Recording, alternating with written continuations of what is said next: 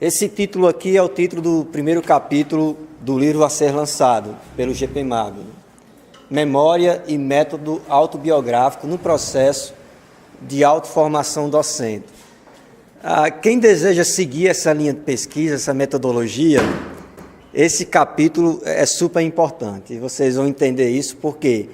Porque nesse primeiro capítulo do livro, com esse tema, eu abordo a questão teórica, a fundamentação teórica, metodológica do método autobiográfico. E eu faço a relação, é claro, com o processo de autoformação docente. Então nós vamos seguir esse percurso aqui durante esses 30 minutos, mais ou menos, 30, 40 minutos. Vamos primeiro abordar a transição paradigmática, o reconhecimento do método autobiográfico como esse momento. Depois, memória e narrativa, conceito-chave de fazer autobiográfico, a memória narrativa. E, por fim, autobiografias como alternativa de autoformação docente. Então, me acompanhem para que vocês consigam entender toda essa construção, toda essa costura, essa tessitura do raciocínio. Olha, o reconhecimento do método autobiográfico como um momento de transição paradigmática. Esse termo, gente, transição paradigmática, é um termo usado por Boaventura de Souza Santos. Boaventura de Souza Santos trata sobre essa questão da mudança no fazer científico. Aquele paradigma cartesiano, positivista, que não considerava a subjetividade, que não considerava a história de vida dos sujeitos, começa a ser, digamos, superado por uma visão mais heurística, mais pessoal, valorizando as histórias, as micro-histórias e não apenas as macro, as grandes histórias. Então, eu fiz um recorte do meu texto, que diz assim: a metodologia de lembrar, narrar e refletir acerca de si mesmo em relação aos processos históricos de formação contribui não apenas para a conquista do consciente profissional, mas para o olhar sobre o eu nas diversas dimensões da vida.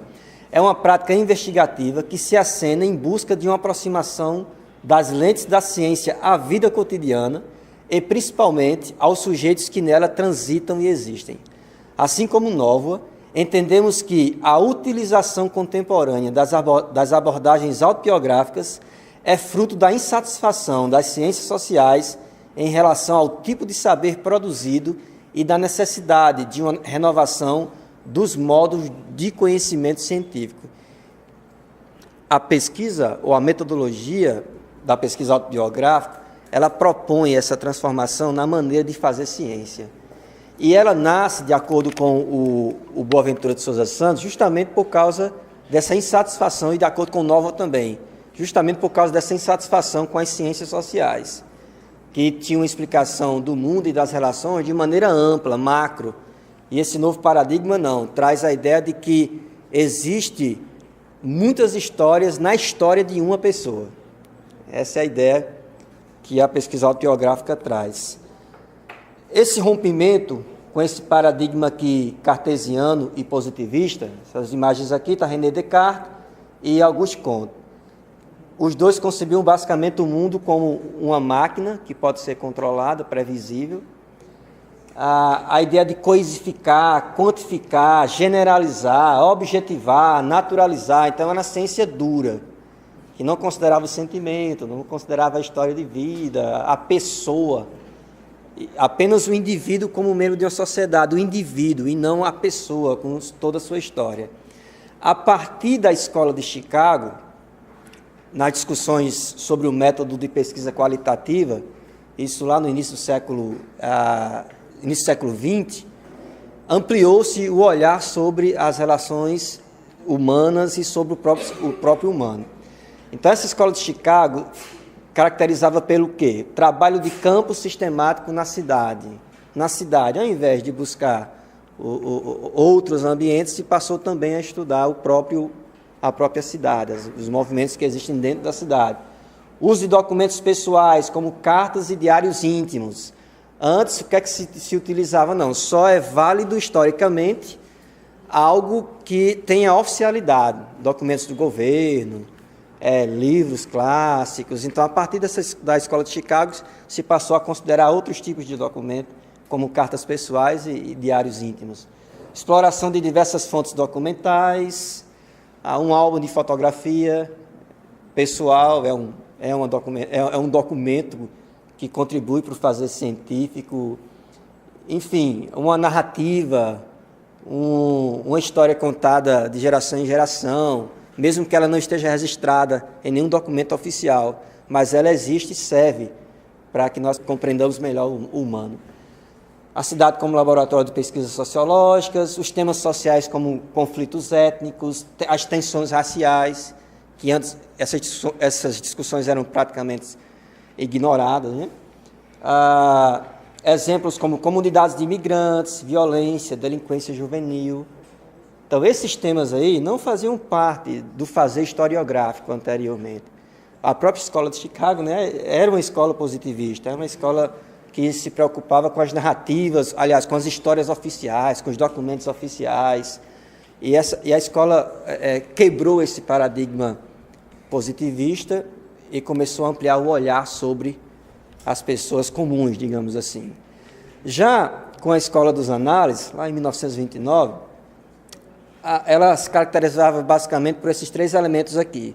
Substituir a história narrativa tradicional, a história dos fatos, por uma história-problema. Ou seja, não apenas a se prender à história como é narrada, mas se questionar sobre essa história. Então começou, de repente, a se questionar sobre quem conta a história. Por que a história é contada pelos vencedores? Então, ao invés de apenas contar a história como os fatos reais, começou-se a duvidar da história. Dá um exemplo bem simples para a gente. Eu aprendi nos livros de história que quem descobriu o Brasil foi Pedro Álvares Cabral. E é a grande história, a história oficial. A história com H. Só que, a partir das reflexões de hoje, a partir de todo esse desenvolvimento teórico, o que é que se questiona? E os índios já não habitavam a Terra? Quem disse que a Terra foi descoberta? Então, ao invés de contar e retransmitir essa história, se começa a questionar as histórias. Porque existem histórias dos subterrâneos, as histórias que não estão registradas em livros, mas que estão oralizadas, estão na memória das pessoas. E a Escola dos Análises também contribuiu para essa repercussão. A história de todas as atividades humanas, e não somente da política. Porque as biografias são construídas apenas com base na posição social que aquela pessoa ocupa. Porque se escreve biografias apenas de grandes políticos, de pessoas que fizeram grandes feitos. A biografia de pessoas comuns não é válida, não tem nada a nos ensinar. Então, por quê? Então, a Escola dos Análises também questionou nessa direção. E também a Escola dos Análises favoreceu essa colaboração entre as disciplinas. Da antropologia, da psicanálise, da geografia, da sociologia. Então, quando eu conto uma história, não conto a história apenas baseada na história, mas outras disciplinas colaboram para esta construção historiográfica. As memórias, autobiografias e pesquisa-formação, que é um dos primeiros tópicos que eu trato no capítulo do livro. O Nova reconhece que dentro do método biográfico, o Nova reconhece que essa é a dificuldade de categorização dos estudos centrados nas histórias de vida dos professores. O que é o método autobiográfico? Quando é método autobiográfico e quando é história de vida? O que diferencia o método autobiográfico da história de vida? Então, de certa forma, há essa dificuldade de traçar as fronteiras, né? E o Nova reconhece isso. Mas, por outro lado, o Nova reconhece o potencial formativo integral do método autobiográfico por sua qualidade heurística. Alex, e o que é uma qualidade heurística? O que essa palavra significa? A qualidade heurística tem a ver com a descoberta, o inventar-se. Então, o método autobiográfico, ele possibilita essa descoberta de si mesmo, a descoberta do seu percurso histórico, o revisitar de suas memórias, que colabora para que você tenha consciência de si mesmo. Então, é nesse sentido, essa qualidade heurística tem a ver com essa descoberta, a autodescoberta, ou como ele também usa a palavra, né, o inventar-se. Essa qualidade heurística é um dos argumentos que o Nova utiliza para valorizar o método, para reconhecer o valor do método autobiográfico. Já o Ferrarotti, Franco Ferrarotti, ele coloca o método autobiográfico como vinculado a outras áreas do saber. Eu coloquei a psicologia, a sociologia e a antropologia. No método autobiográfico, a psicologia, a resposta é sim. Quando o sujeito narra, ele conta atos, ele conta seus sonhos, seus comportamentos, seus delírios e assim por diante. É o fator psicológico do método autobiográfico. Então, quem trabalha com a metodologia da autobiografia, trabalha também com a psicologia. Trabalha, por exemplo, com a sociologia também, um outro elemento. Aparece a partir de Maurice Hauer, né? A ideia de que quando você narra uma história, você não narra apenas a sua história. Em toda narrativa, aparecem outros sujeitos que comporam sua história. Então, é a relação da sociologia, que ele chama o Ferrarotti da natureza relacional e comunicacional do método autobiográfico. E da antropologia, o Sartre, né, traz a ideia, o Ferrarotti cita o Sartre, né, dentro do livro dele, sobre a ideia do universal singular. Que ideia é essa do universal singular? Sartre dizia que é possível compreender uma sociedade por meio de uma biografia. Ele traz essa ideia, é possível compreender uma sociedade por meio de uma biografia. Então, um sujeito que vive mergulhado nas relações, ele traz muitos elementos das diversas áreas da economia, da cultura, da política, quando ele fala sobre si mesmo, e é possível ter essa visão geral. Então, perceba que o método autobiográfico, nós podemos dizer que é interdisciplinar. Nós podemos dizer que ele se alimenta de outros conhecimentos científicos, e não apenas da biografia, mas não, ele se alimenta de outras áreas do conhecimento. Já o Finger, ele enfatiza sobre essa perspectiva de valorar ou de reconhecer o método autobiográfico, ele fala sobre o saber hermenêutico. O que consiste o saber hermenêutico? Um saber que parte da pessoa, a ideia da autonomia, a ideia do autoconstruir-se, considera fatores históricos, sociais e culturais. Quando um sujeito narra, ele fala sobre si mesmo e ele fala de um lugar, de uma cultura, de uma sociedade, de uma história. E também ele narra suas vivências e experiências na história de vida. Eu peguei esse fragmento aqui do livro para tentar esclarecer essa ideia do saber hermenêutico.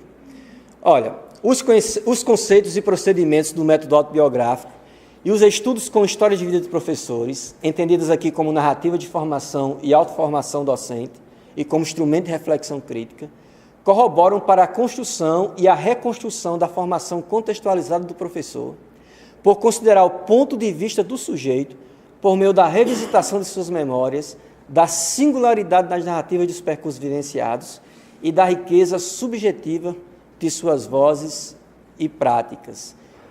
Então, quando nós falamos que dentro do método autobiográfico existe um saber hermenêutico, nós estamos dizendo que quando você narra a sua história, você dá uma interpretação à sua história, que necessariamente não é a interpretação. Necessariamente você não narra o fato como aconteceu. Você interpreta o fato como aconteceu, inclusive coloca até elementos novos que não estavam na história. Porque como a nossa memória ela é limitada, ela não consegue guardar todos os detalhes, quando falta algum detalhe, ela acaba criando um elemento para complementar aquela ideia. Entendemos assim que os preconceitos estigmatizados por meio de ideias que imergiam os trabalhos com a memória na inveracidade, na incapacidade, na inutilidade prática e tantas outras negativas, eram amparados em dogmas de uma ciência do toque, cujo demasiado interesse por demonstrações experienciais, controláveis e reproduzíveis, a afastavam da subjetividade, da imaginação e das temporalidades inerentes aos próprios cientistas na condição de humanos. O que é que eu quero mostrar para vocês? O reconhecimento científico da pesquisa autobiográfica. E antes desse reconhecimento, se criticava o uso de autobiografias. Por exemplo, o Pierre Bourdieu é um dos críticos da autobiografia. A ilusão biográfica é um texto que ele tem. Mas quais eram os elementos que se criticava no uso da autobiografia para o fazer científico, para gerar o conhecimento? Olha o que se dizia aqui. Inveracidade, as narrativas são inverídicas, a incapacidade de lembrar tudo que se vive, a inutilidade prática eram negativas, que criticavam o método autobiográfico e, de certa forma, tentavam descartar o método autobiográfico como um meio legítimo de fazer ciência.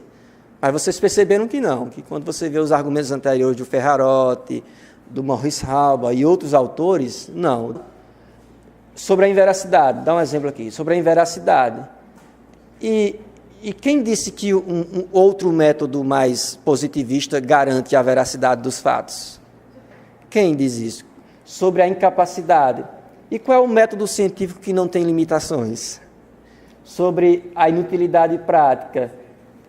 Isso aqui é muito relativo. O que é o pragmatismo, né? A ideia do pragmatismo? O que é prático ou não? O que serve e o que não serve?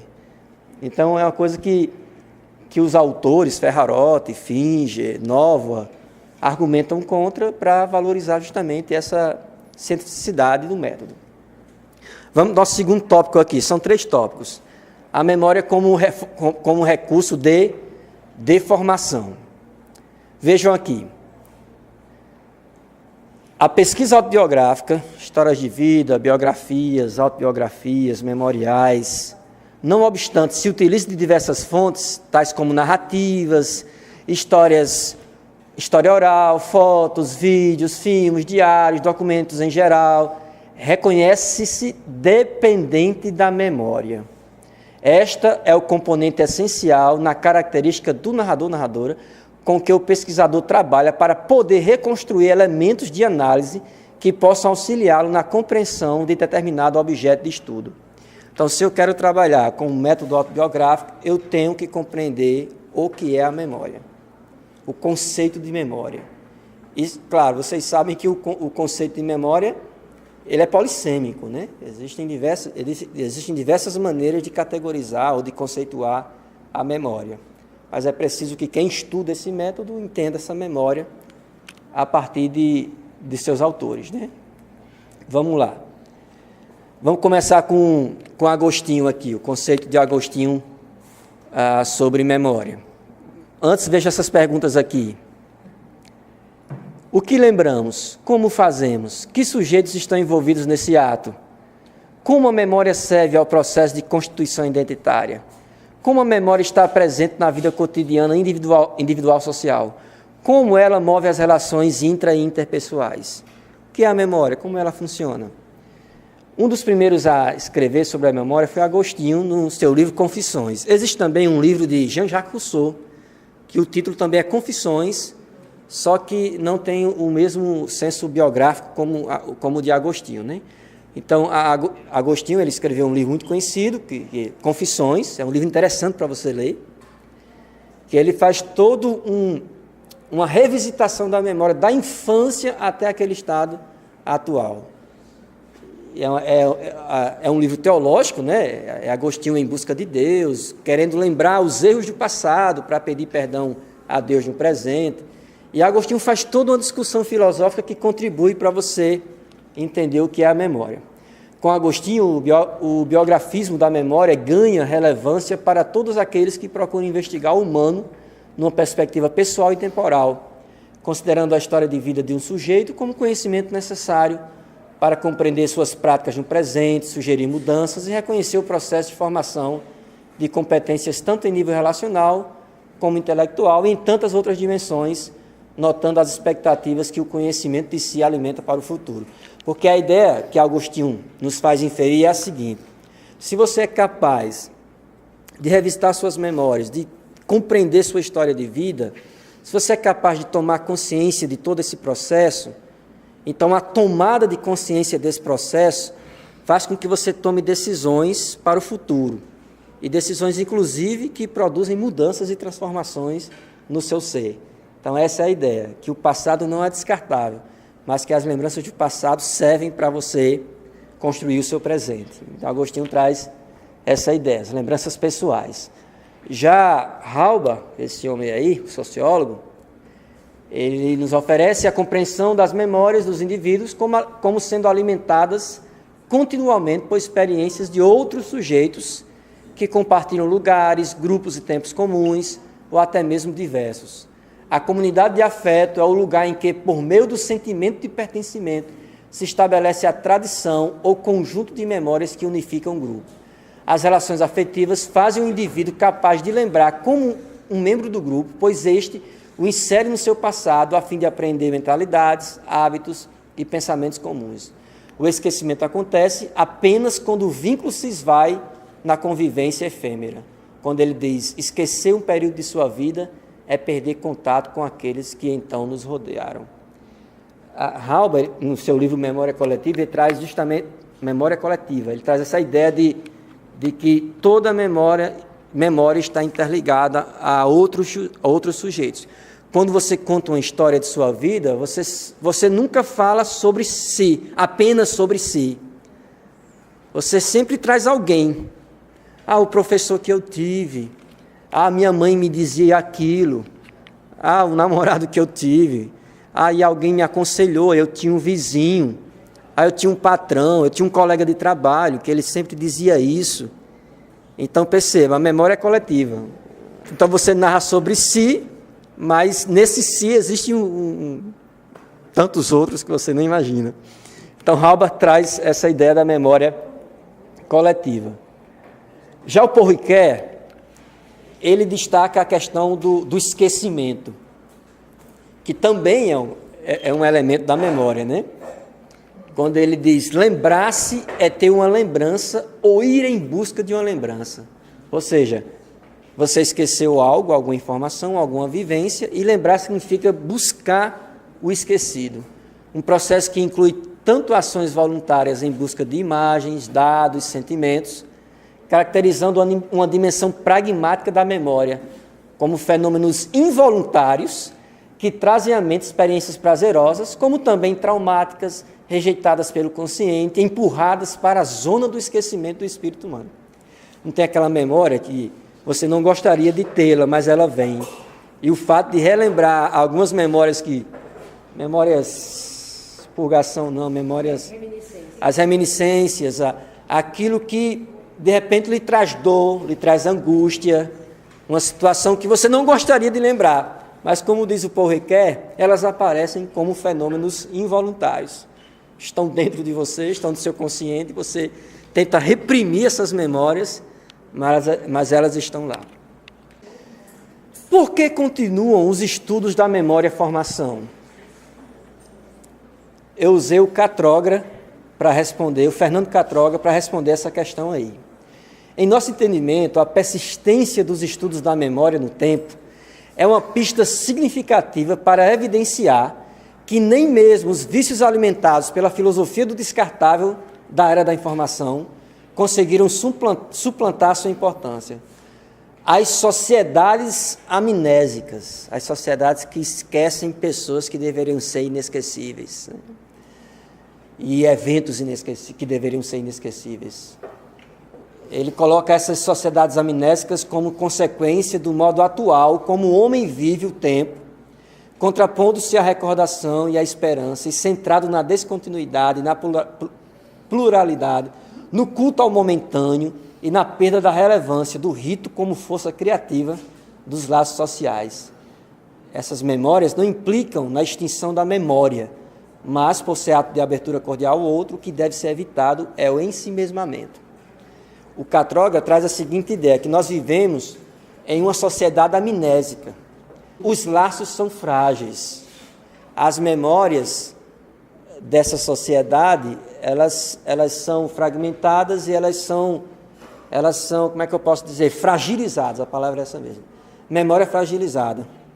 Quando alguém pergunta, dá um exemplo simples aqui, quando alguém pergunta qual o nome do seu bisavô, Quem não sabe o nome do bisavô? Levanta seu... Se você não sabe o nome do seu bisavô, levanta assim. Pronto. Uma geração depois do seu avô.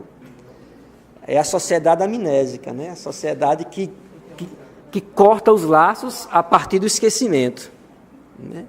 De repente, não sei se tem alguém aqui daquela família que tem 17 irmãos.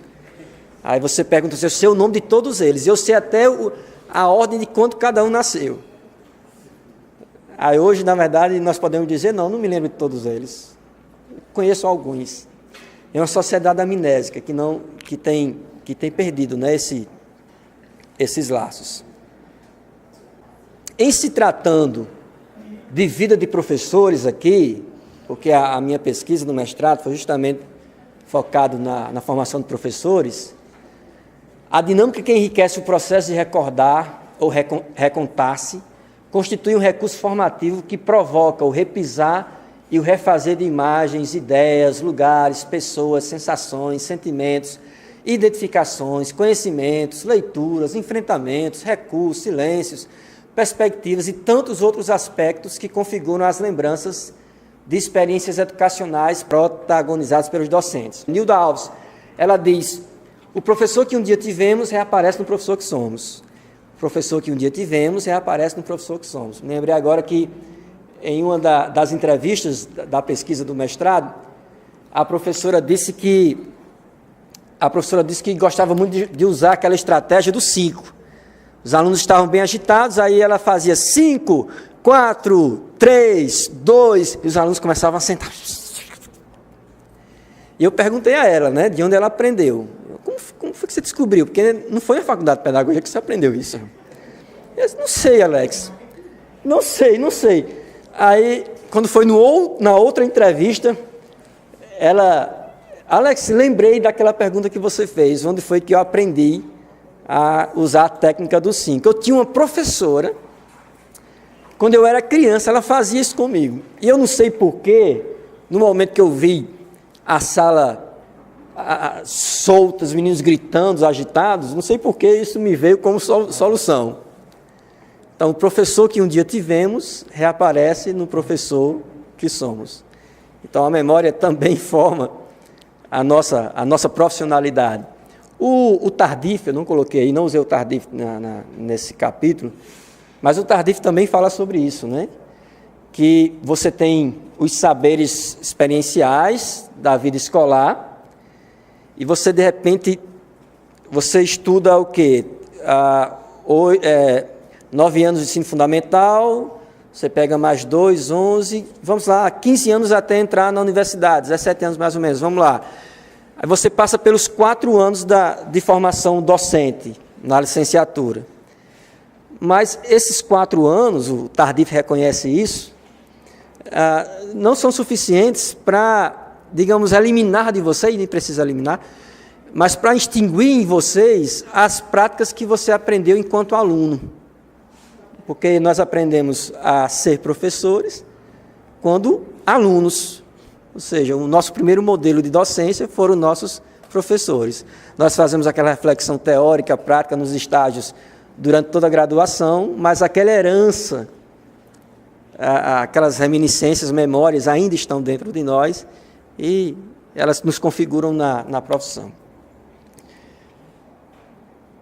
Pronto, isso aqui é super importante, gente, esse tópico aqui. A sensibilidade e a ética no trato com memórias. Olha, a ação reflexiva e transformadora na pesquisa com narrativas de professores alicerça o papel da memória como prática de formação. Porque, ao falar de e a si mesmo, o sujeito experimenta um processo de autoformação significativo. Mas a busca pelo olhar do sujeito da pesquisa sobre si mesmo, ao longo do tempo, exige cautela. Ao mesmo tempo em que valoriza a espontaneidade, requer o senso de preservação ética, pois a memória traz à luz reminiscências que, ao serem compartilhadas, podem evocar dores construídas historicamente junto à identidade. O trabalho com memórias autobiográficas está implicado no ouvir narrativas de histórias pessoais, e isso pode significar que muitos enredos compartilhados estavam secretados, mas que pela mediação do pesquisador ouvinte foram confessadas, entre aspas. Tal questão envolve a delicadeza do ser e requer, acima de rigor metodológico, a sensibilidade com a vida interior e temporal de pessoas. Porque quando você trabalha com memórias, nem toda memória ela é alegre, ela traz saúde. Não, professor, eu tive uma professora que ela me beliscou, ela dava tapas em minhas costas. Uma vez ela me colocou por trás da porta, colocou um chapeuzinho de burro na minha cabeça. E eu me sinto muito humilhado, eu não quero nem tocar nesse assunto. É uma reminiscência, uma memória dolorosa. E o fato é que nem todas as memórias do sujeito que você entrevista, com o método autobiográfico, nem todas as memórias são expostas, e nem devem ser expostas. Então, algumas memórias são preservadas, e o pesquisador tem que ter essa cautela ou esse senso ético de respeitar o espaço do outro. Porque dentro de uma pesquisa autobiográfica, você não tem a intenção de arrancar todas as memórias do sujeito. Não, a ideia é uma pesquisa-formação. Você quer aquelas memórias que favoreçam sua reflexão, mas também que contribuam para a formação daquela pessoa. Vamos lá. O narrar como processo de autoconhecimento. Walter Benjamin aí, né? Falei sobre memória. Não se fala em memória sem... Aliás, não se fala em memória dissociada do narrar. Falou em memória, falou no narrar. A narrativa não basicamente é a narrativa oral. A narrativa pode ser escrita também. O narrar é o expressar a memória. Benjamin, ele diz... ao lermos as considerações de Benjamin, entendemos que o contar-se atua e apropria-se de uma trama histórica que possibilita a estruturação de projetos, tanto para a solidez quanto para a continuidade do enredo da vida do sujeito. Assim, falar sobre si a outros favorece uma composição de caminhos e redes de interação que fortalecem elementos de permanência identitária e produz ações e inovações nas diversas dimensões da existência. Já falei um pouco sobre isso aqui, né? A ideia de que há criatividade na narrativa, você não narra os fatos como você viveu, há uma criatividade, e o interessante é que, ao narrar a sua vida a outras pessoas, essa experiência de narrar, essa experiência de ter alguém que escute sua história, faz com que você altere, transforme, aperfeiçoe aquela história que você está narrando. Então, aí a importância da postura do pesquisador, a importância do ouvido, o ouvido do pesquisador, a importância de saber ouvir a história. Porque, diante de uma pergunta relacionada à história de vida, existem muitos outros desdobramentos. No fazer positivista, você cerca o narrador e na sua cabeça você pensa, não, eu quero que ele fale apenas dentro do meu quintal, do quintal das minhas intenções. Mas o fato é que é importante dar liberdade para que aquela pessoa que está narrando sua vida a nós, é importante que ela, de repente, targiverse, ou seja, que ela vá por caminhos que nós nem esperávamos. E mesmo que você não considere aquelas informações que ela está expressando no momento, na sua pesquisa, mas como é um processo de autoformação e é uma pesquisa-formação, o fato dela estar narrando, ela está tomando consciência e se formando, se construindo como sujeito, como pessoa. O Ivan Esquerdo e o Foster aqui, eles são autores não da pesquisa autobiográfica, eles são estudiosos da memória biológica. Eu apenas mencionei eles para corroborar com a pesquisa autobiográfica. Mas vejam o que diz o Foster aqui, ó. O ato de lembrar não é a reativação de incontáveis vestígios fixos, sem vida e fragmentados. É uma reconstrução ou construção imaginativa feita a partir da relação entre nossa atitude e toda uma massa ativa de reações ou experiências passadas organizadas, e de um pequeno detalhe relevante que comumente surge em forma de imagem ou linguagem. E por isso é raro que seja exato, mesmo nos casos mais simples de recapitulação de rotinas. Porque a própria memória biológica assume que o nosso cérebro, é o cérebro mesmo aqui, não é nesse sentido da biografia, é o cérebro mesmo, da neurociência. O nosso cérebro, de fato, não guarda todas as informações, não consegue revisitá-las de maneira perfeita. A nossa mente também é criativa. Ela também imagina situações que nós não vivemos, mas que estão lá. Aqui existe o narrar e o escutar como um jogo dialógico. Como um jogo dialógico. Você faz uma pergunta dentro de uma entrevista com a pesquisa autobiográfica, mas o narrador, ele não quer responder a sua questão. Ele responde a sua questão com outra pergunta ou contra uma outra história. De fato, há esse jogo. Nem tudo que queremos saber, o sujeito, o narrador, quer contar. Entenderam, gente? Ele seleciona. Nem tudo que queremos saber, o narrador quer contar. Então, tem coisas que são secretadas, tem coisas que ele não conta para ninguém. Tem coisas que ele é dele, exatamente. Tem coisas que são dele. E aí a gente tem que ter a ética e o respeito, né, pela pessoa. Para a gente terminar esse tópico 3 aqui, eu falo sobre autobiografias e autoformação docente. Eu quero ser bem rápido aqui, porque nesse primeiro tópico e nesse segundo tópico, dentro do primeiro capítulo do livro, eu procuro dar substância teórica. Mais ou menos assim, quem deseja conhecer e utilizar o método autobiográfico, aí eu recomendo, olha, leia o meu capítulo. Por quê? Porque eu dou autores, eu dou exemplos, há uma densidade teórica que vai colaborar para você compreender o fazer científico, digamos assim, entre aspas, do método autobiográfico. Aqui eu já trago um pouco também da teoria, mas dentro do foco da autoformação docente. Olha, autoformação docente na perspectiva autobiográfica.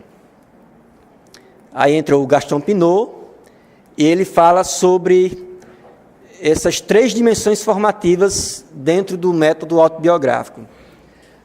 Autoformação, heteroformação e ecoformação. São as dimensões formativas presentes no método autobiográfico. Gaston Pinault, está aqui a referência. A autoformação tem a ver com experiências reflexivas vividas pelo e no eu. Vividas pelo eu, porque de fato foi uma experiência, e vivida no eu. Ou seja, algumas experiências são imaginadas, mas o eu considera como se fossem vividas. Mas você apenas imaginou que viveu aquilo ali. A heteroformação tem a ver com a existência partilhada. É nesse contato que os homens retroalimentam-se de conhecimentos. A partir do momento que você convive com os outros, né? Então essa convivência gera memórias e gera também a formação. É a força das relações na construção de uma pessoa. E também tem a ecoformação. O mundo, o cosmos e a cultura se tornam fontes que estimulam a criatividade das artes e a técnica geradora de tecnologias.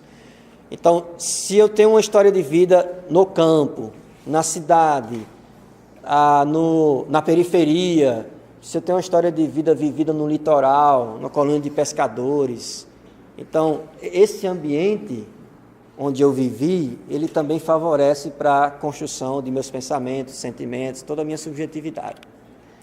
Gaston Pinault trabalha bem isso. E a autoformação docente.